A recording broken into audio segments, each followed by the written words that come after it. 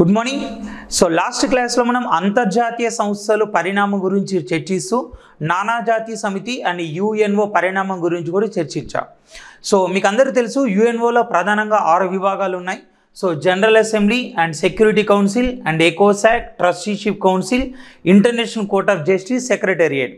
So వీటిని తెలుగులో ఏమంటారు, వీటి అబ్రివేషన్స్ ఏంటి ఆల్రెడీ మనం గత క్లాస్లో చర్చించాం. సో ఇవన్నీ చర్చిస్తూనే యుఎన్ఓ ప్రధాన విభాగాలైన 6 ఒకటి జనరల్ అసెంబ్లీ సాధారణ సభ గురించి పూర్తిగా కంప్లీట్ చేస్తాం. సో మీకు అందరు తెలుసు జనరల్ అసెంబ్లీ ప్రస్తుత అధ్యక్షుడిగా డెనిస్ ఫ్రాన్సిస్ ఉన్నాడు. ఈయన ట్రినిడాడ్ అండ్ టొబాగో దేశానికి చెందిన వ్యక్తి అండ్ దానిలో శాశ్వత రాయబారిగా రుచిరా కంబోజ్ కొనసాగుతున్నారు. ఓకేనా. ఇక నెక్స్ట్ వచ్చేసి సో సెక్యూరిటీ కౌన్సిల్. సో దీన్నే మనం ఏమంటామంటే భద్రతా మండలి అని పిలుస్తాం అన్నమాట. Security council one of the most important thing in UNO, that is security council. యుఎన్ఓలో ఉన్న 6 విభాగాలు కూడా యుఎన్ఓతో పాటే ఏర్పడ్డవి. సో అంటే యుఎన్ఓ 1945 అక్టోబర్ 24న ఏర్పడింది అంటాం కదా.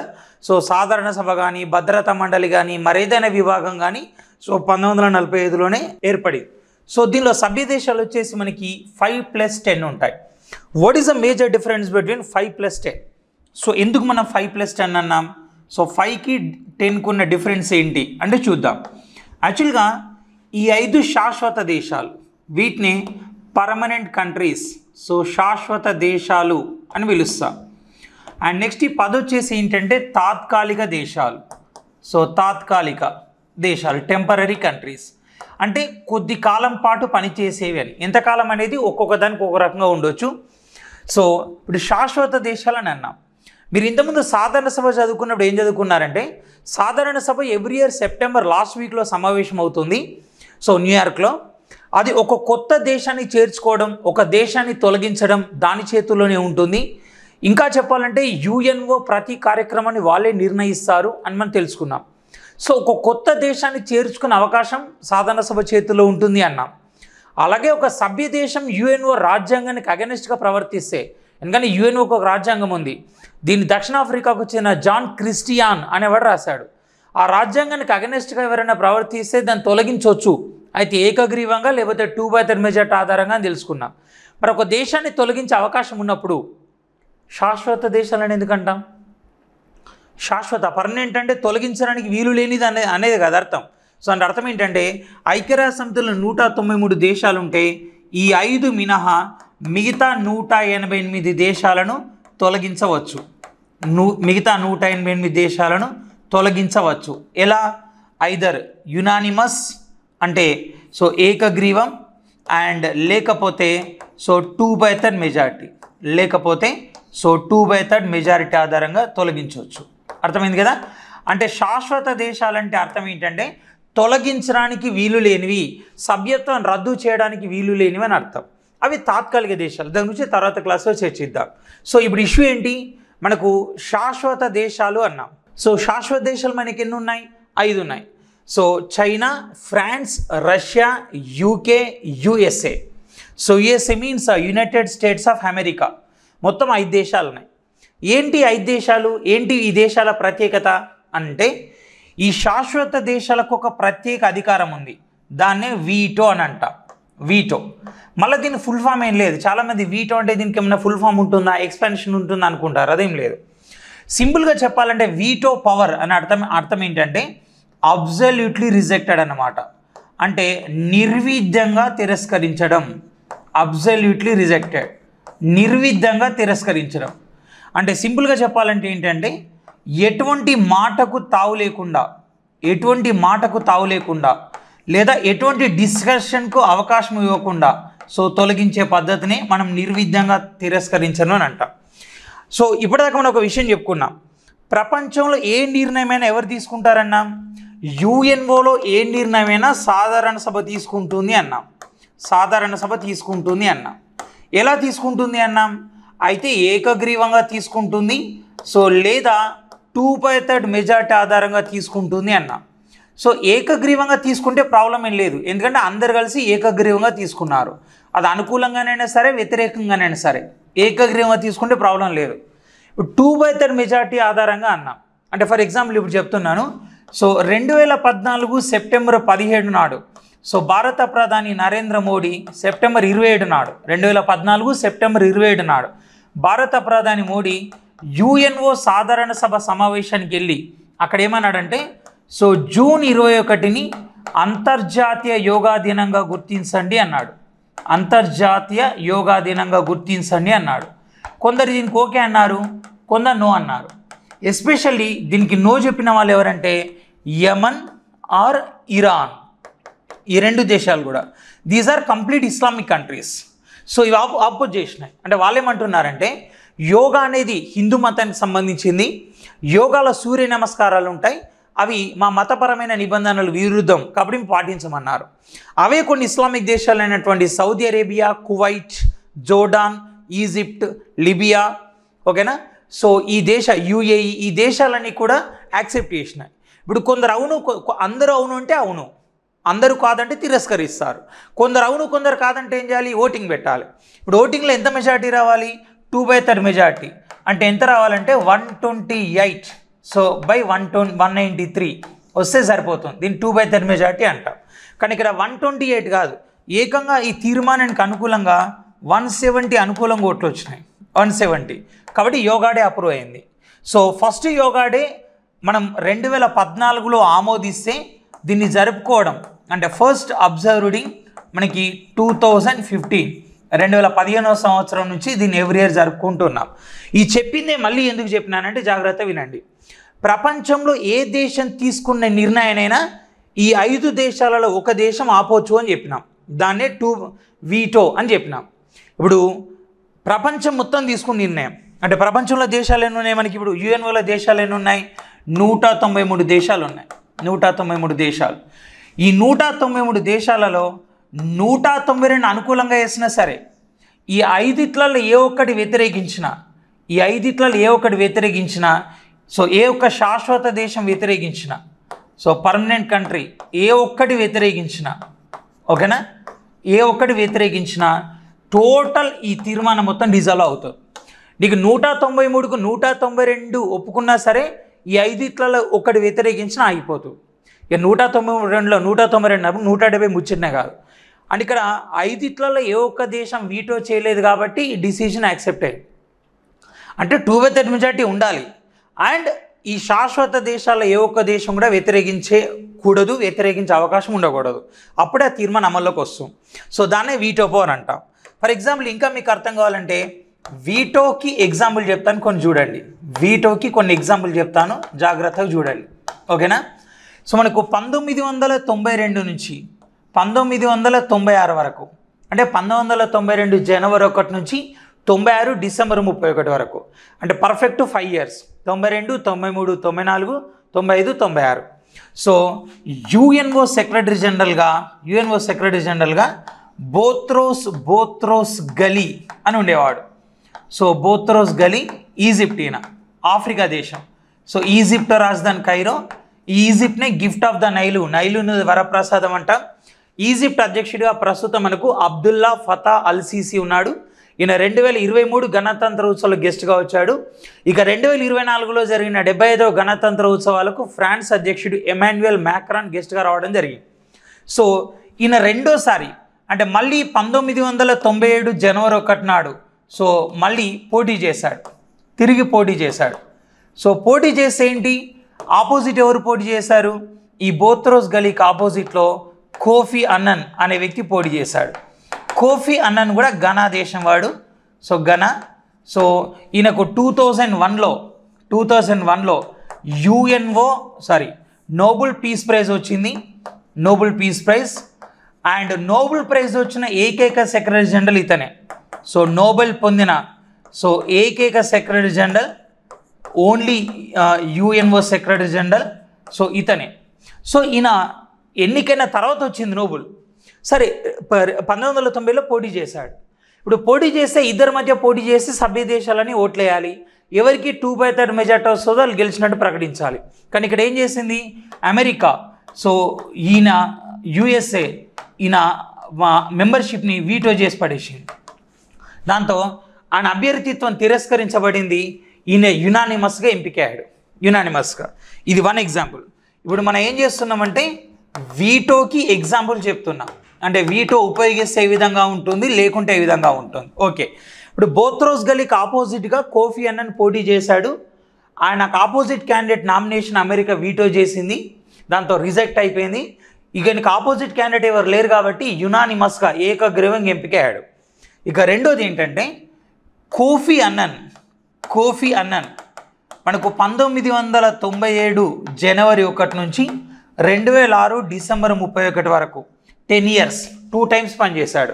యుఎన్ఓ సెక్రటరీ జనరల్ పదవీకాలం 5 years 2 times పనిచేశాడు. ఈయన సెకండ్ టర్మ్ పదవీకాలం అయిపోయినాక 2007 జనవరి 1న కొత్త సెక్రటరీ జనరల్ రావాలి, అంతే కదా. సో న్యూ సెక్రటరీ జనరల్ రావాలి మనకి. దానికోసం ఇద్దరు పోటీ చేశారు. ఒకరు ఎవరంటే బాన్ కీ మూన్. సో దక్షిణ కొరియా, దక్షిణ కొరియా. అండ్ నెక్స్ట్ వచ్చేసి వర్సెస్ శశి థరూర్. సో శశి థరూర్ భారత్కు చెందిన వ్యక్తి. కేరళ నుంచి, మనకి కేరళను తిరువనంతపురం నుంచి 3 సార్లు ఎంపీగా పనిచేశాడు. ఈయనకు 2022లో కేంద్ర సాహిత్య అకాడమీ ఉత్తమ రచయిత ఇంగ్లీష్లో అవార్డు కూడా రావడం జరిగింది. ఈయన యుఎన్ఓ అండర్ సెక్రటరీ జనరల్ కూడా పనిచేశాడు. సో ఆయన పోటీ చేశాడు. ఇప్పుడు ఇద్దరిలో పోటీ చేస్తే ఎన్నిక జరగాలి, 2/3 మెజార్టీ ఎవరికి వస్తే గెలిచినట్టు. కానీ యుఎస్ఏ ఏం చేసిందంటే శశి థరూర్ మెంబర్షిప్ని వీటో చేసి పడేసి దాంతో ఈయన ఏకగ్రీవంగా ఎంపిక కావడం జరిగింది. That is power of veto అన్నమాట. ఈ ఎన్నికతో సంబంధమే లేదు. కానీ శశి థరూర్కు ప్రత్యేకత వచ్చింది. అదేంటంటే యుఎన్ఓ సెక్రటరీ జనరల్ పదవికి పోటీ చేసిన, గెలిచిన కాదు, ఇక గెలవలేదు, అసలు ఎన్నిక కూడా జరగలేదు. యుఎన్ఓ సెక్రటరీ జనరల్ పదవికి పోటీ చేసిన ఏకైక భారతీయుడిగా నిలిచాడు. రీసెంట్గా కాంగ్రెస్ అధ్యక్ష స్థానానికి ఎన్నిక జరిగితే ఆయన కర్ణాటకకు చెందిన మల్లికార్జున ఖర్గేకి ఆపోజిట్లో పోటీ చేశాడు, బట్ అన్ఫార్చునేట్లీ ఓడిపోయాడు. ఓకేనా. Shashi Tharoor UNO secretary general పదవికి పోటీ చేసిన ఏకైక భారతీయుడిగా నిలిచాడు. ద ఓన్లీ ఇన్ అన్నమాట. That is power of veto. ఓకేనా. ఇక్కడ బోత్రోస్ గల్లీ నామినేషన్ వీటో చేయబడింది, ఇక్కడ శశి థరూర్ నామినేషన్ వీటో చేయబడింది.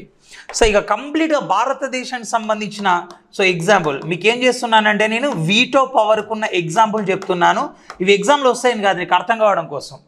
ఫర్ ఎగ్జాంపుల్ మనకి 2016 డిసెంబర్ 30న ఒక ఉగ్రవాద సంస్థ ఉంది, అదే జైష్ ఏ మహమ్మద్.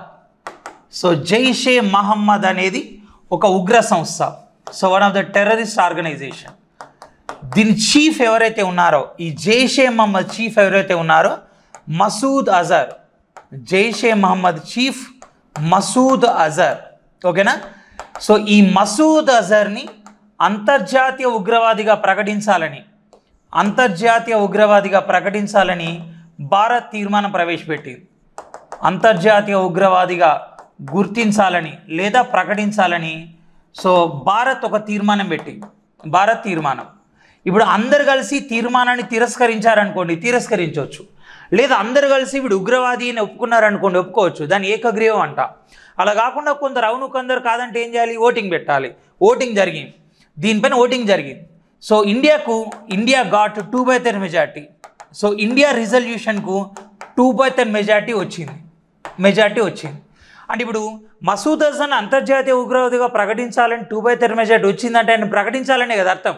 ఇంతకుముందు మన యోగా డేకు 170 మెంబర్స్ అనుకూలంగా ఓటేశారు, కాబట్టి యోగాను ప్రకటించినావా లేదా? ఇది కూడా ప్రకటించాలి, కానీ ప్రకటించలేదు. ఎందుకంటే అక్కడ యోగాను ఎవరు వీటో చేయలేదు, వ్యతిరేకించారు కానీ వీటో చేయలేదు. కానీ ఇక్కడ ఇండియా దీనికి వీటో చేసి పడేశారు. ఎవరు వీటో చేశారంటే చైనా వీటో చేసి పడేసింది. China veto. మళ్ళీ ఇదే మసూద్ అజర్ని అంతర్జాతీయ ఉగ్రవాదిగా ప్రకటించాలని 2019 మే 1న తీర్మానం ప్రవేశపెట్టినాం. సెకండ్ టైం తీర్మానం. ఫస్ట్ టైం ప్రవేశపెడితే 2/3 మెజార్టీ వచ్చింది, కానీ చైనా వీటో చేసింది. ఇప్పుడు 2/3 మెజార్టీ వచ్చింది. ఓకేనా. గతంలో కూడా వచ్చింది 2/3 మెజార్టీ, కానీ ఎవరు వీటో చేశారు? చైనా. కానీ ఈసారి ఎవరు వీటో చేయలేదు. దాంతో ఇతను అంతర్జాతీయ ఉగ్రవాదిగా ప్రకటించారు. ఏంటి, ఒక వ్యక్తిని అంతర్జాతీయ ఉగ్రవాదిగా ప్రకటిస్తే వచ్చే బెనిఫిట్ ఏంటి అని మీరు అడగవచ్చు. ఓకేనా. ఫర్ ఎగ్జాంపుల్ ఆ అంతర్జాతీయ ఉగ్రవాదిగా ప్రకటించబడ్డ వ్యక్తి ఏ దేశంలో అయితే ఉన్నాడో ఆ దేశంలో కంపల్సరీ తన హౌస్ అరెస్ట్ చేయాల్సిందే.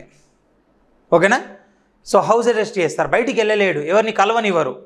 కాబట్టి తను ఉగ్రవాద ప్లానింగ్స్ చేయడానికి, ప్రణాళికలు రచించడానికి లింక్ తెగిపోతుంది కదా. సో దాంతో ఉగ్రవాదం తగ్గుముఖం పడుతుంది. రెండోది, ఇప్పుడు భారత తీర్మానం చేత మసూద్ అజర్ను అంతర్జాతీయ ఉగ్రవాదిగా ప్రకటించినాం. వాడు ఎక్కడున్నాడు? పాకిస్తాన్లో ఉన్నాడు. పాకిస్తాన్ వల్ల తన హౌస్ అరెస్ట్ చేశారు. ఇప్పుడు అతను అంతర్జాతీయ ఉగ్రవాదని నిరూపించడానికి కావాల్సిన సాక్ష్యాలు మనం పాకిస్తాన్కి ఇవ్వాలి. ఇచ్చినప్పుడు రెండు అవకాశాలు ఉంటాయి పాకిస్తాన్ ముందు. ఒకటి, వాళ్లకు మనకు నేరస్తుల అప్పగింత ఒప్పందం ఉందనుకోండి, అప్పుడు ఆ నేరస్తుల్ని మనకు అప్పగిస్తారు. ఓకేనా? లేదనుకోండి, వాళ్ళ దేశంలో వాళ్ళ చట్టాల ప్రకారం శిక్షిస్తారు.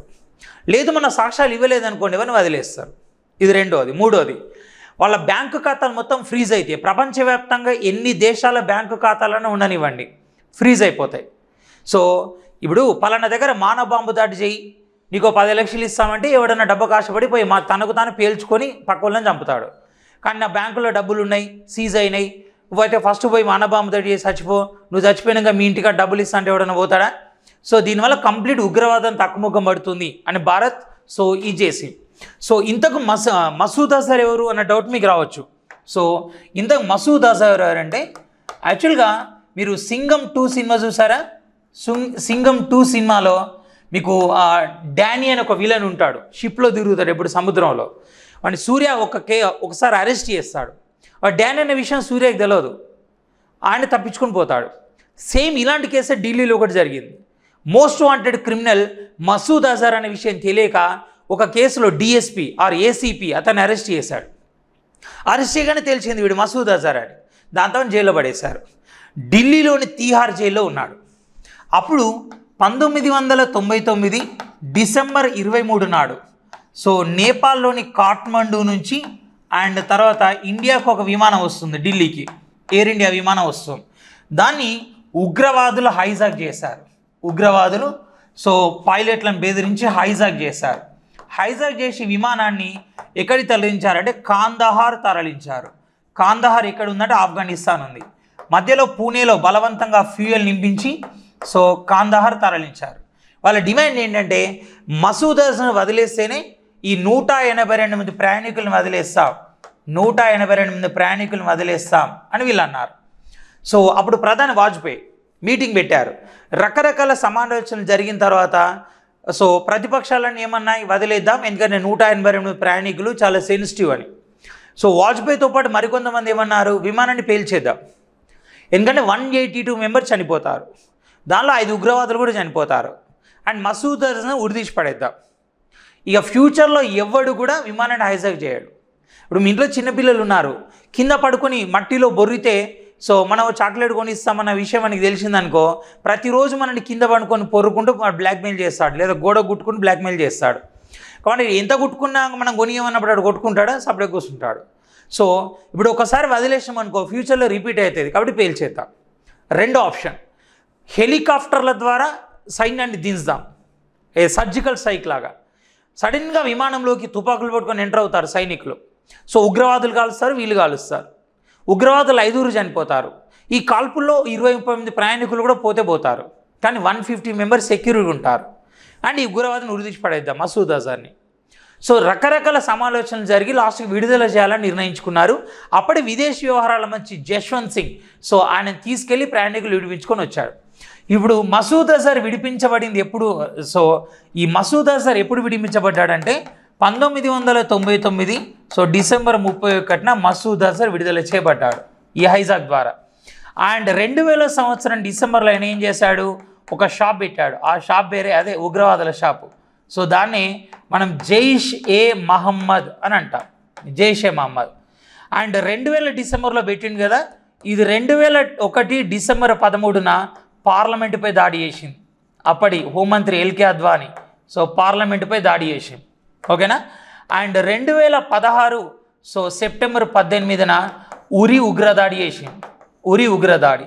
ఇప్పుడు జాగ్రత్త వినండి. సో 2016 సెప్టెంబర్ 18న ఉగ్రదాడి చేసింది కాబట్టి మనం ఫస్ట్ టైం 2016 డిసెంబర్ 30న తీర్మానం చేసినాం. అతను అంతర్జాతీయ ఉగ్రవాద ప్రకటించగానే. అంటే మన దగ్గర ఉగ్రవాది జరిగిన వితిన్ 2 monthsలో సాక్ష్యాలని కలెక్ట్ చేసి డిసెంబర్ 30 రోజు తీర్మానం పెట్టినాం. 2/3 మెజారిటీ వచ్చింది, కానీ చైనా వీటో చేసింది, తప్పించుకున్నాడు మసూద్ అజర్. అండ్ మళ్ళీ 2019 ఫిబ్రవరి 14న పుల్వామా ఉగ్రదాడి జరిగింది. పుల్వామా ఉగ్రదాడి కారకుడు కూడా మసూద్ అజరే. ఓకేనా? దాంతో ఈ ఉగ్రదాడి జరిగిన వితిన్ 2 monthsలో సాక్ష్యాలని కలెక్ట్ చేసి మళ్ళీ మనం 2019 మే 1న, దాడి జరిగింది 2019 ఫిబ్రవరి 14 కదా. ఆ తర్వాత 2 monthsకి మార్చ్ ఏప్రిల్ తర్వాత మేలో మన తీర్మానం పెట్టిన మే 1 నాడు. ఈసారి కూడా 2/3 మెజారిటీ వచ్చింది, కానీ చైనా వీటో చేయలే. దాంతో అతను అంతర్జాతీయ ఉగ్రవాద ప్రకటించినాం. This is a power of veto. ఇది వీటో యొక్క పవర్. అంటే శాశ్వత దేశాలకు ఉండే ప్రత్యేక అధికారం ఏంటి? వీటో. శాశ్వత దేశాలకు ఉండే ప్రత్యేక అధికారం ఏంటి? వీటో. మరి ఇంత ప్రత్యేక అధికారాన్ని కలిగి ఉన్న శాశ్వత సభ్యత్వాన్ని ఎవరైనా వద్దనుకుంటారా? ప్రపంచం తీసుకున్న మొత్తం నిర్ణయాన్ని ఒకే ఒక దేశం ఆపేయచ్చు. మరి అలాంటి అంత డిసిజన్ మేకింగ్ ఉన్న హోదాను ఎవరైనా కోరుకుంటారు కదా సామాన్యంగా. కాబట్టి భారత్ కూడా ఆ హోదా మాకు కావాలని అడుగుతుంది. ఆ హోదా మాకు కావాలని అడుగుతుంది, కానీ ఎవరు పట్టించుకోవట్లేదు. ఇది భారత సమస్య ఒకటే కాదు, చాలా దేశాల సమస్య. కాబట్టి అలాంటి దేశాలన్నీ కలిసి ఒక గ్రూప్ పెట్టినాయి, అదే G4. ఇక్కడ G4 అంటే అర్థం ఏంటంటే గ్రూప్ ఆఫ్ 4, అంటే 4 దేశాల కూటమి అని అర్థం. ఏంటి గ్రూప్ ఆఫ్ 4 ఉద్దేశం అంటే యుఎన్ఓలో శాశ్వత సభ్యత్వం కోసం ఏర్పడ్డ దేశాల కూటమి. యుఎన్ఓలో శాశ్వత సభ్యత్వం కోసం ఏర్పడ్డ దేశాల కూటమి, ఏర్పడ్డ 4 దేశాల కూటమి. ఈ 4 లక్ష్యం ఒకటే, యుఎన్ఓలో శాశ్వత సభ్యత్వం కావాలి. ఎవరికి వాళ్ళే మాకు కావాలంటే పట్టించుకోవట్లేదు. కాబట్టి అందరూ తమలో తాము సహకరించుకుంటూ అందరు కలిసి అంతర్జాతీయ సమాజం మీద ఒత్తిడి తీసుకొస్తారు. అది దీని ప్రధాన ఉద్దేశం అన్నమాట. అందుకే ఈ G4 అని కూటమి పెట్టుకున్నారు. అంటే ఈ 4 దేశాలు ఏమేమి ఉన్నాయి మరి? ఇండియా, ఓకేనా? బ్రెజిల్ అండ్ తర్వాత జర్మనీ అండ్ తర్వాత టోక్యో, ఓకేనా? ఇక డిఎస్సి వాళ్ళు ఎవరైతే ఉన్నారో మీకు అవగాహన కోసం ఇక్కడ చెప్పాలంటే India capital New Delhi and Brazil capital ఏంటంటే బ్రెజిలియా, రియో డి జనీరో కాదు, బ్రెజిలియా. అండ్ జర్మన్ క్యాపిటల్ ఏంటంటే జర్మనీ. జర్మనీ క్యాపిటల్ ఏంటంటే బెర్లిన్. అండ్ నెక్స్ట్ టోక్యో కాదు ఇక్కడ. జర్మనీ అండ్ తర్వాత జపాన్. జపాన్ రాజధాని ఏంటంటే టోక్యో. టోక్యోకు స్పెషాలిటీ ఉంది. ఇదే ప్రపంచంలో అత్యధిక జనాభా గల నగరం. టోక్యో. ప్రపంచంలో అత్యధిక జనాభా గల నగరం టోక్యో. అదే ఇండియాలో అత్యధిక జనాభా గల నగరం అయితే ఇండియాలో ముంబై. మహారాష్ట్ర రాజధాని ముంబై. ఇండియాలో అత్యధిక జనాభా నగరం. ఓకే, ఇదే G4. ఓకే, ఇప్పుడు ఇండియాని చైనా వ్యతిరేకిస్తుంది. మనని ఎవరు వ్యతిరేకిస్తున్నారు? ఇప్పుడు మనం మొత్తం శాశ్వత దేశాలు ఎన్నన్నాం? శాశ్వత దేశాలు USA అంటే United States of America, UK United Kingdom, and తర్వాత వచ్చేసి రష్యా, అండ్ తర్వాత ఫ్రాన్స్, అండ్ తర్వాత చైనా. ఓకేనా? ఇప్పుడు చూడండి, USA ఇది నార్త్ అమెరికా ఖండం, UK రష్యా ఫ్రాన్స్ ఇవి యూరప్ ఖండం, అండ్ చైనా ఆసియా ఖండం. ప్రపంచంలో మనకి 7 ఖండాలు ఉన్నాయి. అందులో అంటార్కిటికా ఒక గ్లేషియర్, ఒక మంచు ఎడారి. అది తీసేస్తే 6 ఖండాలు ఉన్నాయి. కానీ శాశ్వత హోదా ఎన్ని ఖండాలకు ఉంది? 3 ఖండాలకే ఉంది. అంటే ఐక్యరాజ్య సమితి సగం ప్రపంచానికి నాయకత్వం వహిస్తుందా అన్న విమర్శలు ఎప్పటి నుంచో ఉన్నాయి. 1945లో ఐక్యరాజ్య సమితి ఏర్పడింది. 2015వ సంవత్సరానికి ఐక్యరాజ్య సమితి 70 years సెలబ్రేషన్ పూర్తి చేసుకుంది. 70 year సెలబ్రేషన్స్ని పూర్తి చేసుకోవడం జరిగింది. ఈ 70 years సెలబ్రేషన్ పూర్తి చేసుకున్న క్రమంలో ఐక్యరాజ్య సమితి 70 years సెలబ్రేషన్స్ నిర్వహించింది. అప్పుడు భారత ప్రధాని మోడీ కూడా పోయాడు. ఏమన్నాడు? భారత్కు శాశ్వత హోదా రాకపోవడానికి కారణం ఏంటి? మీరు 70 years అయినా ఎందుకు శాశ్వత దేశాల సంఖ్య పెంచట్లేదు? ఒకవేళ మీరు శాశ్వత దేశాల సంఖ్య పెంచకపోతే మీ ఫ్యూచర్లో ప్రత్యామ్నాయం గురించి ఆలోచించుకోవాల్సి వస్తుంది అన్నాడు. ప్రత్యామ్నాయం గురించి ఆలోచించుకోవాల్సి వస్తుందంటే బయటికి వెళ్ళిపోవాల్సి వస్తుందని. సార్ 193 దేశాల భారత్ పోతే ఏమవుతుందని మీరు అడగవచ్చు. మన 193 దేశాల ఒక దేశమే, కానీ ప్రపంచ జనాభాలో 18% జనాభా, ప్రపంచ భూభాగంలో 7.5% వరకు భూభాగం ఉన్న దేశం మనది. ఓకేనా? మరి మన దేశంతో పాటు ఇంకా మనకు అభిమాన దేశాలు ఉంటాయి. ఈరోజు చాలామంది ప్రవాస భారతీయులు అనేక దేశాల అధ్యక్షులుగా పనిచేస్తున్నారు.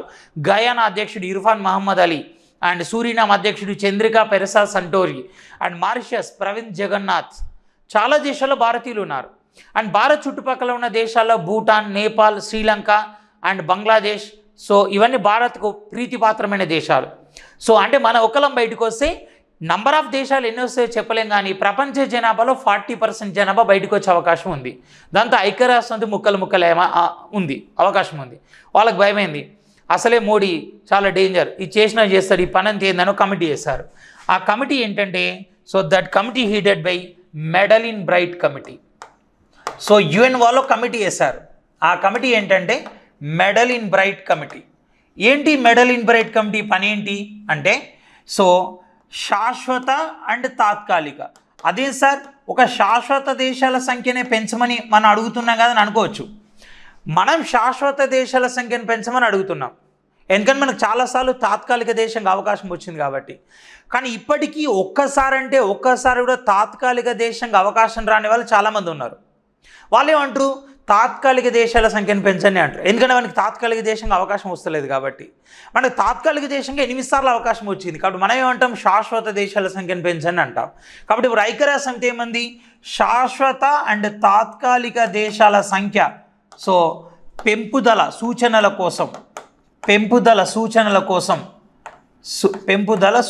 కోసం సో ఒక కమిటీ వేసింది. ఆ కమిటీ మెడలిన్ బ్రైట్ కమిటీ. ఇప్పుడు ఈ కమిటీ వాళ్ళు ఏం చెప్పారు, 5+10 దేశాలు ఉన్నాయి కదా ప్రస్తుతం మనకి భద్రతా మండల దేశాలు ఎన్ని, 5+10, 5+10 ఉన్నాయి కదా, వీటిని సో 15+25కి పెంచండి అని చెప్పింది ఈ కమిటీ. 15+25కి పెంచండి అని కమిటీ చెప్పింది. అంటే ఆల్రెడీ శాశ్వత దేశాలు 5 ఉన్నాయి కాబట్టి కొత్తగా 10కి అవకాశం వస్తుంది. ఆల్రెడీ తాత్కాలిక దేశాలు 10 ఉన్నాయి కాబట్టి కొత్తగా మరో 15కి అవకాశం వస్తుంది. సో ఈలోపు ఎవరి ప్రయత్నం వాళ్ళు మొదలుపెట్టారు అంటే, ఇప్పుడు మాకని ఇప్పుడు 1991లో 92లో పివి నరసింహారావు ప్రధానిగా ఉన్నప్పుడు మా కరీంనగర్కు రైలు మంజూరైంది. 1992లో రైలు మంజూరు అయితే 2016-17లో రైలు వచ్చింది. అంటే 30 ఏళ్ళు పట్టింది దగ్గర. ఇంకో 30 ఏళ్ళు అయితే రైలు అదృశ్యం అయిపోతుండే, రైళ్ళ ప్లేస్లో బుల్లెట్ రైల్లో ఏవో వస్తుండే. సో అనగానే రాదు కదా, ఇప్పుడు మన దేశానికి ఒకటి మంజూరు అవుతుంది అంటాం, సో లేట్ అవుతుంది. అంటే ఎప్పుడో ఒకసారి అయితే శాశ్వత దేశాల సంఖ్యను పెంచబోతున్నారు. మరి ఎవరికి ఇస్తారు అవకాశం? ఇప్పుడు ఆల్రెడీ 3 ఖండాల వాళ్ళకు ఉంది కదా, కొత్తగా మరో 3 ఖండాల వాళ్ళకు 10 దేశాలకు ఇస్తారా, లేదా జనాభా ఎక్కువ దేశాలకు ఇస్తారా, భూభాగం ఎక్కువ దేశాలకు ఇస్తారా, యాక్టివ్గా ఉండే దేశాలకు ఇస్తారా, పుల్లలు పెట్టే దేశాలకు ఇస్తారా? ఏదో క్లారిటీ ఉండాలి కదా. ఈలోపు ఎవరి ప్రయత్నం వాళ్ళు మొదలుపెట్టారు. మోడీ ఏమన్నాడు, శాశ్వత హోదా ఇవ్వకపోవడానికి కారణం మేము ఎక్కడ మీరు తీసుకున్న నిర్ణయాన్ని వీటో చేస్తాం అని భయపడుతున్నారు కదా, అదొక పని చేద్దాం, మాకు వీటో అధికారం లేని శాశ్వత హోదా ఇవ్వండి. అంటే ఇప్పటిదాకా శాశ్వత దేశాలు ఒకటే, అన్నిటికీ వీటో పవర్ ఉంటుంది, వీటో లేని దేశాలంటే ఏం లేవు. కానీ మోడీ ఏమన్నాడు, సరే మీరు భయపడుతున్నారు కదా, ఒక కొత్త కేటగిరీ పెట్టండి, వీటో అధికారం ఉన్న శాశ్వత హోదా దేశాలు, వీటో లేని శాశ్వత దేశాలను పెట్టండి, మాకు వీటో లేని శాశ్వత హోదా ఇవ్వండి, ఇచ్చి మా క్యారెక్టర్ను 5-10 సంవత్సరాలు పరిశీలించండి, అప్పుడు మా క్యారెక్టర్ పట్ల మీరు సాటిస్ఫాక్టరీగా ఉంటేనే మాకు శాశ్వత హోదా ఇవ్వండి అని అన్నాడు. సో వచ్చేదాకా సోమలింగం, సో చిన్నగా రామలింగం, కుదరలేదు. అండ్ కరోనా కన్నా ముందు ఆఫ్రికా దేశాల వాళ్ళందరూ సుమారు 55 దేశాల అధ్యక్షులు, ప్రధానులు లేదా టాప్ ఎగ్జిక్యూటివ్స్ గుజరాత్లోని అహ్మదాబాద్కు వచ్చారు. ఎందుకంటే ఆఫ్రికా అభివృద్ధి బ్యాంక్ సమావేశం, ఆఫ్రికన్ డెవలప్మెంట్ బ్యాంక్ ఏడీబీ సమావేశం, ఏడీబీ అంటే 2 ఉన్నాయి, ఆసియా డెవలప్మెంట్ బ్యాంక్ కూడా ఉంది, ఫిలిప్పైన్స్లోని మనీలాలో ఉంటుంది. ఇది ఆఫ్రికా డెవలప్మెంట్ బ్యాంక్ సమావేశం గుజరాత్లో జరిగింది. వాళ్ళందరూ వచ్చారు. వచ్చేమన్నాడు, ఐక్యరాజ్య సమితిలో శాశ్వత దేశాలు 5 ఉన్నాయి, కానీ చాలా దేశాల హోదా కోసం డిమాండ్ చేస్తున్నాయి. మాకు లేకున్నా పర్లేదు, ఎందుకంటే మా ఖండం నుంచి ఆసియా వాళ్ళకు ఉంది, మా ఖండం నుంచి చైనా వాళ్ళకు ఉంది, కానీ ప్రపంచంలో అత్యధిక దేశాలున్న ఖండం ఆఫ్రికా మీదే, మీకొక్కరికన్నా ఉండద్దా అడగండి అని అన్నాడు. అప్పుడు వాడు అడగాలంటే వానికన్నా ముందు పెద్ద బిచ్చగాడు మన సంగతి తేలాల్సిందే కదా. సో ఫ్యూచర్లో ఎప్పుడో ఒకసారి భారత్కు శాశ్వత హోదా రాబోతుంది. ఇది సో ఐక్యరాజ్య సమితి భద్రతా మండలిలో ఉన్న శాశ్వత దేశాలు. జాగ్రత్త వినండి, మనం భద్రతా మండలి గురించి చర్చించే క్రమంలో సెక్యూరిటీ కౌన్సిల్, దీన్నే ఇంగ్లీష్లో మనం ఏమంటామంటే యుఎన్ఎస్సి అంటాం. సో యుఎన్ఎస్సి అంటే ఏంటంటే యునైటెడ్ నేషన్ సెక్యూరిటీ కౌన్సిల్ అని అర్థం. ఈ యుఎన్ఎస్సి గురించి చర్చించే క్రమంలో మనం భద్రతా మండలిలో దేశాలు 5+10 అని చదువుకున్నాం. ఆల్రెడీ 5 దేశాల గురించి సక్సెస్ఫుల్గా కంప్లీట్ చేసుకున్నాం. ఈ 5 దేశాలు ఏంటంటే శాశ్వత దేశాలు. 5 దేశాలు ఏంటంటే శాశ్వత దేశాలు. సో మరి మిగతా 10 దేశాలు ఏంటి? ఈ మిగతా 10 దేశాలే మనం ఏమంటున్నామంటే తాత్కాలిక దేశాలు అని పిలుస్తున్నాం. మిగతా 10 దేశాలనే మనం తాత్కాలిక దేశాలను పిలుస్తున్నాం. మొత్తం ఎన్ని ఉన్నాయి తాత్కాలిక దేశాలు? 10 ఉన్నాయి. ఈ తాత్కాలిక దేశాల పదవీ కాలం ఎంత అంటే 2 ఇయర్స్. 2 ఇయర్స్, 2 సంవత్సరాలు మాత్రమే. ఇప్పుడు శ్రీలంకలోని హంబన్ తోట అనే ద్వీపాన్ని చైనా వాళ్ళు లీజుకి తీసుకున్నారు. 99 సంవత్సరాలు. అది తాత్కాలికమే. ఎందుకంటే 99 అయిపోగానే మళ్ళీ ఎవరి చేతుల్లోకి పోతుంది ద్వీపం? శ్రీలంక వాళ్ళ చేతుల్లోకి పోతుంది. ఇప్పుడు పవిత్ర బంధువుల సౌందర్య పదవీ కాలం ఎంత? 1 ఇయర్. 1 ఇయర్ వరకే భార్యగా ఉంటుంది ఆమె. 1 ఇయర్ దాటితే మళ్ళీ రెన్యువల్ చేస్తేనే ఉంటుంది, లేకపోతే ఇంటికి పోడే బుట్ట చదువుకొని. ఇది కూడా అంతే. సో తాత్కాలిక దేశాల పదవీ కాలం ఎంత అంటే 2 ఇయర్స్. అంటే మీరు అందరూ ఏమనుకుంటున్నారంటే, సో జాగ్రత్త వినండి, ఐక్యరాజ్య సమితి 1945 అక్టోబర్ 24న ఏర్పడింది. అక్టోబర్ 24న ఏర్పడింది. బట్ అన్ని రకాల కార్యకలాపాలు మాత్రం 1946 జనవరి 1వ తారీఖు నాడు ప్రారంభమైనాయి. ఇప్పుడు దేశాలు ఎన్ని? 10. జాగ్రత్త వినండి, నేను ఫర్ ఎగ్జాంపుల్ చెప్తున్నాను. ఎగ్జాంపుల్ ఇది ఒక్కటి మాత్రం జాగ్రత్త వింటే వస్తుంది. సో ఇప్పుడు 1946 జనవరి 1న చేరినాయి. ఫర్ ఎగ్జాంపుల్ ఇప్పుడు 47 ఎన్ని రోజులైంది? 1 ఇయర్ అయింది. అండ్ 48 ఎన్ని రోజులైంది? 2 ఇయర్స్ అయింది. కాబట్టి తొలగించబడ్డాయి, మళ్ళీ కొత్తగా 10 వచ్చినాయి. ఓకేనా? మళ్ళీ కొత్తగా 10 వచ్చినాయి. ఇప్పుడు 40 నుంచి 49 ఎన్ని రోజులైంది? 1 ఇయర్. 50 ఎన్ని రోజులైంది? 2 ఇయర్స్. కాబట్టి 10 తొలగించబడ్డాయి, 10 వచ్చినాయి. ఇంతేనా లేదా దీనిలో ఏదైనా తిరకాసు ఉందా? ఉంది. It's wrong. ఎస్, మీరు విన్నది కరెక్టే. తాత్కాలిక దేశాలు 10, పదవీ కాలం 2 ఇయర్సే. కానీ ఎట్లా తొలగించబడతాయి అంటే జాగ్రత్త వినండి. ఇప్పుడు 1946 జనవరి 1 ఉంది. ఎన్ని దేశాలు ఉన్నాయి? 10. సో 5+5 అని రాస్తా. ఓకేనా? 10. ఇప్పుడు 1946 జనవరి 1వ తారీఖు వచ్చింది. సారీ 46 కదా, సరే 47 జనవరి 1వ తారీఖు వచ్చింది. ఈ 5 దేశాలు తొలగించబడ్డాయి. సో కొత్తగా మరో 5 దేశాలు వచ్చినాయి. ఈ 5 దేశాలు ఎన్ని రోజులకు తొలగించబడ్డాయి? 1 ఇయర్కు తొలగించబడ్డాయి. అదే సార్ పదవీ కాలం 2 ఇయర్స్ అన్నారు కదా అన్న, వెయిట్, జస్ట్ వెయిట్. ఇప్పుడు ఎన్ని దేశాలు ఉన్నాయి? 10 దేశాలు ఉన్నాయి. 5 పాతవి, 5 కొత్తవి. 5 పాతవంటే 1 ఇయర్ అయిపోయిన దేశాలు, 5 కొత్తవంటే ఫ్రెష్గా వచ్చిన దేశాలు. ఇప్పుడు ఈ 1 ఇయర్ అయిపోయిన దేశాలది, వచ్చే సంవత్సరం 1948 వరకు ఎన్ని రోజులు అవుతుంది? 2 ఇయర్స్ అవుతుంది. కాబట్టి తొలగించబడ్డాయి 2 ఇయర్స్. మళ్ళీ కొత్తగా 5 వచ్చినాయి. మళ్ళీ కొత్తగా 5. సేమ్ 5 పాతవి, 5 కొత్తవి. 5 1 ఇయర్ అయిపోయినవి, 5 ఫ్రెష్. ఇప్పుడు ఈ 1 ఇయర్ అయిపోయిన దేశాలది నెక్స్ట్ ఇయర్ వరకు. ఇప్పుడు ఈ 1 ఇయర్ అయిపోయిన దేశాలది సో నెక్స్ట్ ఇయర్ వరకు 2 ఇయర్స్ అవుతుంది. దాంతో తొలగించబడ్డాయి, మళ్ళీ 5 దేశాలు వచ్చినాయి. 5 పాతవి, 5 కొత్తవి. అంతే కదా? 5 పాతవి, 5 కొత్తవి. 5 పాతవి అంటే ఏంటి? 1 ఇయర్ అయిపోయినవి. సో 5 కొత్తవి అంటే ఏంటి? ఫ్రెష్గా వచ్చినవి. ఇప్పుడు ఈ 1 ఇయర్ అయిపోయిన దేశాలది నెక్స్ట్ ఇయర్ వరకు, ఈ 1 ఇయర్ అయిపోయిన దేశాలది నెక్స్ట్ ఇయర్ వరకు 2 ఇయర్స్ అవుతుంది. తొలగించబడ్డాయి, మళ్ళీ కొత్తగా 5 వచ్చినాయి. సేమ్ రొటీన్, 5 పాతవి, 5 కొత్తవి. అంటే ఫస్ట్ తొలగించబడ్డ 5 దేశాలు మాత్రమే 1 ఇయర్కు తొలగించబడ్డాయి. ఆ తర్వాత ఎవ్రీ ఇయర్ 5 తొలగించబడతాయి, కానీ అప్పటికే 2 ఇయర్స్ అవుతుంది. అంటే ఇక్కడ ఎట్లా రాసుకోవాలంటే శాశ్వత దేశాల పదవీ కాలం, సో తాత్కాలిక దేశాల పదవీ కాలం 2 ఇయర్స్. ప్రతి సంవత్సరం 5 తొలగించబడి, ప్రతి సంవత్సరం 5 తొలగించబడి తిరిగి అంతే మొత్తంలో చేర్చబడతాయి. తిరిగి అంతే మొత్తంలో చేర్చబడతాయి. తిరిగి అంతే మొత్తంలో చేర్చబడతాయి. ఓకేనా? ఇది సార్ మాకు అర్థం కాలేదు సార్, ఈ నెంబర్స్ వేసుకుంటూ మాకు కన్ఫ్యూజ్ అవుతుంది అని మీరు అన్నారనుకోండి. ఇప్పుడు నేను చెప్తాను చూడండి. ఓకేనా? సపోజ్ మీరందరూ 2021, సపోజ్ మీరందరూ, ఓకేనా, సపోజ్ మీరందరూ 2021లో ఉన్నారనుకోండి. మీరందరూ 2021 జనవరి 1 నాడు ఉన్నారు. ఎన్ని దేశాలు ఉంటాయి? తాత్కాలిక దేశాలు నువ్వు ఎప్పుడు తీసుకున్నా 10 ఉంటాయి. కాకపోతే 5 పాతవి ఉంటాయి, 5 కొత్తవి ఉంటాయి. మీరందరూ ఈరోజు 2021 జనవరి 1 అనుకోండి. కాబట్టి ఈరోజు చేరిన దేశాలు 5, ఈరోజు చేరిన దేశాలు 5, మిగతా 5 పాత దేశాలు. అంటే 2022 జనవరి 1 నాడు చేరిన దేశాలు, 2020 జనవరి 1 నాడు చేరిన దేశాలు ఇంకో 5 ఉంటాయి, అంతే కదా. సో మీరందరూ 2021 జనవరి 1న ఉన్నారనుకోండి. సో 5 పాత దేశాలు, 5 కొత్త దేశాలు ఉన్నాయి. ఓకేనా? ఏంటి 5 పాత దేశాలు అంటే, so Estonia, okay, Tunisia and Vietnam and niger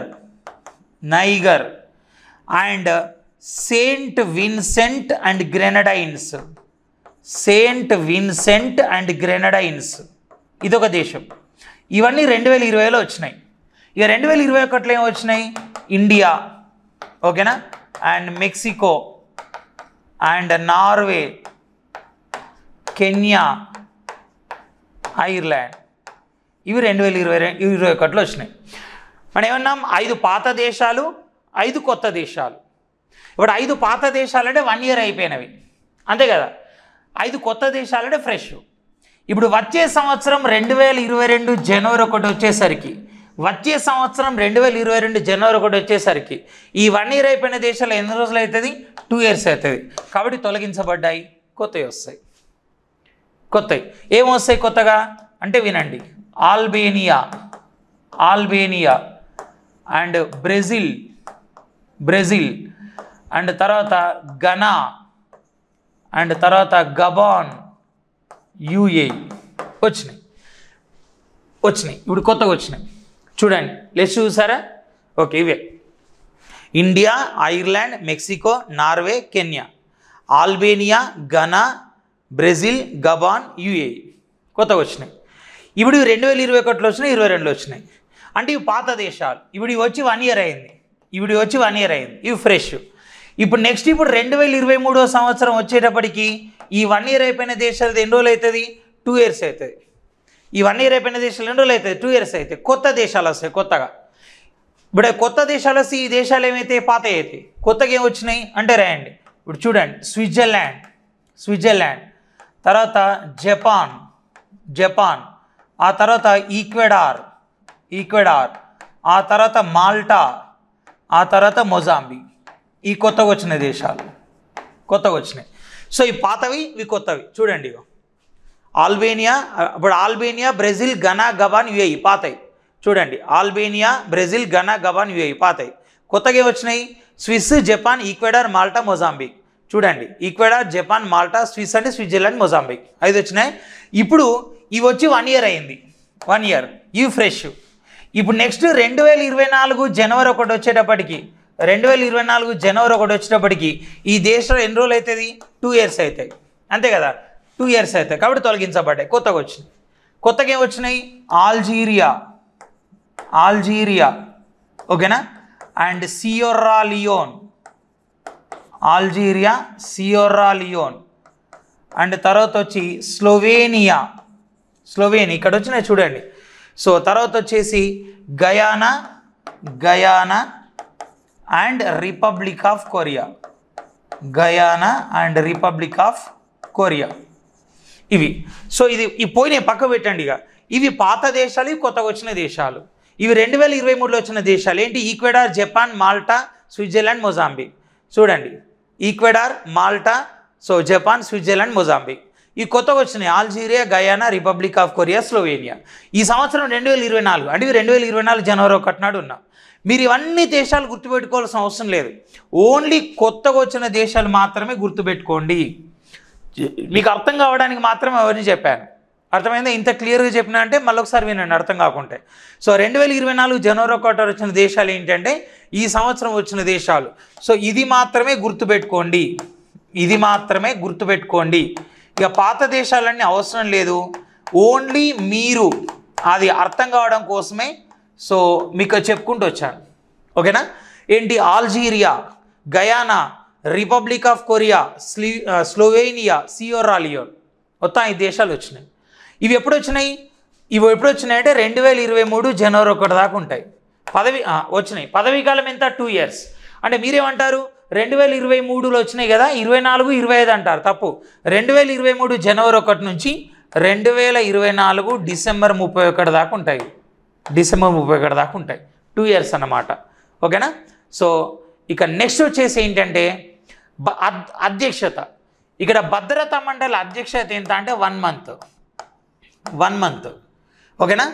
5+10 దేశాలలో, 5 శాశ్వత దేశాలు, 10 తాత్కాలిక దేశాల్లో ఆల్ఫాబెటికల్ ఆర్డర్ ప్రకారం, అంటే ఇంగ్లీష్లో ఏ అక్షరం ముందుంటే వాళ్ళ ఫస్ట్ ఛాన్స్ అన్నమాట.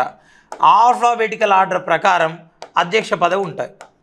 ఆల్ఫాబెటికల్ ఆర్డర్ ప్రకారం అధ్యక్ష పదవి ఉంటుంది. అధ్యక్ష పదవి. సో మీకు 2024లో ఏ మంత్లో ఎవరు అధ్యక్షత రాబోతున్నారు ఇప్పుడే చెప్పేశారు. యాక్చువల్గా మీకు ఇదంతా 2024 జనవరి నుంచి ఇచ్చాను కదా. మీకు 2023 డిసెంబర్లో ఎవరు ఉండేవాళ్ళంటే, డిసెంబర్లో ఈక్వెడార్ అనే దేశం ఉండేది. ఈక్వెడార్. ఓకేనా? ఇప్పుడు ABCDE, ఈ తర్వాత ఏమొస్తుంది? F. కాబట్టి జనవరిలో France. EFG, so Guyana. So EFGHI, H లేదు ఇక్కడ, ఐ లేదు. So Japan. సో ఇట్లా ఒక్కొక్క నెల ఒక్కొక్కరికి అధ్యక్ష స్థానం అవకాశం వస్తుంది. సో ఆల్రెడీ PDF మీకు ఇస్తాను కాబట్టి మీరు ఎగ్జామ్కి వెళ్ళే 2 నెలల ముందు, 2 నెలల తర్వాత ఎవరు ఉన్నారు, ఎవరు ఉండబోతున్నారు చదువుకుంటే అయిపోతుంది. ఇక ఈ భద్రతా మండలికి భారత్ ఎన్నిసార్లు ఎంపికైంది కనుక మనం ఒకసారి పరిశీలిస్తే, సో జాగ్రత్త చూడండి. సో UNO భద్రతా మండలి, సో దీన్నే మనం ఏమంటున్నామంటే UNSC అంటున్నాం. అంటే United nation security council, UNSC అని అర్థం. ఓకేనా? ఇప్పుడు యునైటెడ్ నేషన్ సెక్యూరిటీ కౌన్సిల్ ఏదైతే ఉందో దానిలో 5+10 దేశాలు ఉన్నాయి. 5+10. సో 5 అంటే శాశ్వత దేశాలు. మరి శాశ్వత దేశాల భారత్ ఉందా? శాశ్వత దేశాల భారత్ ఉందా? సో ఇండియా శాశ్వత దేశాలు 5లో లేదు. మరి 10 తాత్కాలిక దేశాలు అన్నా. ఇప్పుడు 10 తాత్కాలిక దేశాలు అంటే 2023 జనవరి 1 నాడు వచ్చినవి కొన్ని, 2024 జనవరి 1 నాడు వచ్చినవి కొన్ని. 2023లో ఏమి వచ్చినాయి అంటే, సో మీకు స్విట్జర్లాండ్ అండ్ జపాన్. ఓకేనా? సో స్విట్జర్లాండ్, జపాన్, అండ్ తర్వాత మాల్టా, అండ్ తర్వాత వచ్చేసి మొజాంబిక్, ఈక్వెడార్. సో ఇవి 2023లో వచ్చినాయి. 24 వచ్చిన దేశాలు ఏంటంటే Algeria and Guyana and Republic of Korea and Slovenia and Sierra Leone. Okay, ఇప్పుడు శాశ్వత దేశాల భారత్ ఉందా? లేదు. సో ఇప్పుడు తాత్కాలిక దేశాల భారత్ ఉంటే ఉండొచ్చు. మరి 2023లో వచ్చిందా? లేదు. 2024 వచ్చిందా? లేదు. అంటే భారత్ ప్రస్తుతం అయితే లేదు. మరి గతంలో భారత్ ఎప్పుడైనా పనిచేసిందా? సో గతంలో భారత్ ఎప్పుడైనా పనిచేసిందా అంటే భారత్ 8 times పనిచేసింది. 8 times. సో ఇప్పటిదాకా Bharat United nation security council భద్రతా మండలికి 8 సార్లు ఎంపికైంది. ఇక అత్యధికంగా 11 సార్లు ఎంపికైన దేశం ఏంటంటే జపాన్. సో జపాన్ మళ్ళీ 2023 జనవరి 1 నాడు ఎంపికైంది. సో ఎప్పటిదాకా ఉంటుంది అంటే 2024 డిసెంబర్ 31 దాకా ఉంటుంది. అంటే for the period of 2023 and 24 అని చెప్పుకోవచ్చు. ఇక మరి ఇప్పటిదాకా ఎన్నికైన దేశాలు అతి చిన్న దేశం ఏంటంటే సెయింట్ విన్సెంట్ అండ్ గ్రెనడైన్స్. మనకు 2020 జనవరి 1 నాడు ఎన్నుకోబడి 2021 డిసెంబర్ 31 దాకా ఈ దేశం ఉంది. ఓకేనా? సో ఇది భద్రతా మండలి.